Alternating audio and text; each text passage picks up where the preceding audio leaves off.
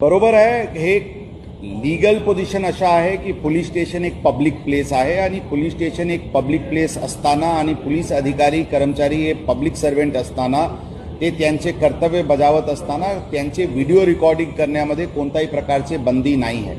पारदर्शकपण आणण्याच्या दृष्टिकोनातून ज्यांना पोलिसांचे व्हिडिओ रेकॉर्डिंग करायचे ते करू शकतात आणि कोणी त्या रेकॉर्डिंग करत आहे म्हणून त्यांच्यावर कारवाई करणे किंवा त्यांच्याशी उद्धटपणे बोलणे अशा करू नका अशी स्पष्ट सूचना यापूर्वी देण्यात आली होती आणि परत ती सूचना पोलिसांना देण्यात आलेली आहे. रस्त्यावर पण आम्ही काम करत असताना कोणी आमचे व्हिडिओ रेकॉर्डिंग करू शकतात, त्यामध्ये पण कोणत्याही प्रकारची बंदी नाही आहे.